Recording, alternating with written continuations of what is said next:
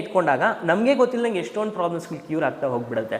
So ಅದಕ್ಕೆ ನೀವು ಕೇಳ್ಬೋದು, ನಮ್ಮ ಇಮ್ಯುನಿಟಿ ಚೆನ್ನಾಗಿ ಇಂಪ್ರೂವ್ ಆಯಿತು, ಮೊದಲು ಆವಾಗ ಏನೋ ಕಾಯಿಲೆಗೆ ಅಂದರೆ ಏನಾದರೂ ಒಂದು ಸಮಸ್ಯೆ ಬರ್ತಾನೆ ಇರ್ತೀವಿ ಹೆಲ್ತು, ಯೋಗ ಶುರು ಮಾಡಾದ್ಮೇಲೆ ಅದೆಲ್ಲ ಕಡಿಮೆ ಆಯ್ತು. ನಮ್ಗೆ ಗೊತ್ತೇ ಇಲ್ಲಂಗೆ ಇಟ್ಸ್ ಅ ಪ್ರಿವೆಂಟಿವ್ ಮೆಷರ್ ಇದು. ಯಾವಾಗ ನಾವು ಪ್ರಿವೆಂಟಿವ್ ಲೆವೆಲಲ್ಲಿ ಇರ್ತೀವಲ್ಲ ಆವಾಗಲೇ ನಾವು ನೋಡ್ಕೊಂಬಿಟ್ರೆ ಆರೋಗ್ಯನ ತುಂಬ ಒಳ್ಳೆಯದು. ಯಾವಾಗ ಕಂಪಲ್ಷನ್ ಸೆಕ್ಟರ್ಗೆ ಬೀಳುತ್ತಲ್ಲ ಆವಾಗ ಕಷ್ಟ. ಇವಾಗ ಏನೋ ವಾಕಿಂಗ್ ನಾವು ಡೈಲಿ ಅಥವಾ ಯೋಗ ನಾವು ಡೈಲಿ ಮಾಡ್ತಾ ಇದ್ರೆ ಈ ಪ್ರಿವೆಂಟಿವ್ ಲೆವೆಲಲ್ಲಿ ಇರ್ತೀವಿ. ಯಾವ ಇದು ಕಂಪಲ್ಷನ್ ಆಗುತ್ತಲ್ಲ, ಯೋಗ ಮಾಡಲೇಬೇಕು ಅಂತ ಹೇಳ್ತಾರಲ್ಲ, ಆವಾಗ ನಮ್ಮ ಸ್ಟ್ರೆಸ್ ತೊಗೊಂಡು ಮಾಡೋಕ್ಕೆ ಶುರು ಮಾಡ್ತೀವಿ. ಇವಾಗ ಎಂಜಾಯ್ ಮಾಡ್ಕೊಂಡು ಮಾಡ್ತಾ ಇರ್ತೀವಿ. ನೀವು ಯೋಗ ಮಾಡಲೇಬೇಕು, ನಿಮ್ಮದು BP 160 170 ಇದೆ, ನೀವು ಮಾಡಲೇಬೇಕು ಅಂತ ಹೇಳಿದಾಗ ಸೊ ಅದೊಂಥರ ಸ್ಟ್ರೆಸ್ಸು. ಅಯ್ಯೋ ಮಾಡಲಿಲ್ಲ BP ಜಾಸ್ತಿ ಹೋಗ್ಬಿಡುತ್ತೆ. ಆ ಸ್ಟ್ರೆಸ್ಸಲ್ಲಿ ಮಾಡೋಕ್ಕೆ ಶುರು ಮಾಡ್ತೀವಿ. ಆವಾಗ ಆ ಎಂಜಾಯ್ಮೆಂಟ್ ಕಡಿಮೆ ಆಗ್ತಾ ಹೋಗ್ಬಿಡುತ್ತೆ. ಇವಾಗಾದರೆ ಪ್ರಿವೆನ್ಷನ್ ಲೆವೆಲಲ್ಲೇ ಇರ್ತೀವಿ. ಸೊ ಎಂಜಾಯ್ ಮಾಡ್ಕೊಂಡು ಆರಾಮಾಗಿ ಮಾಡೋದು.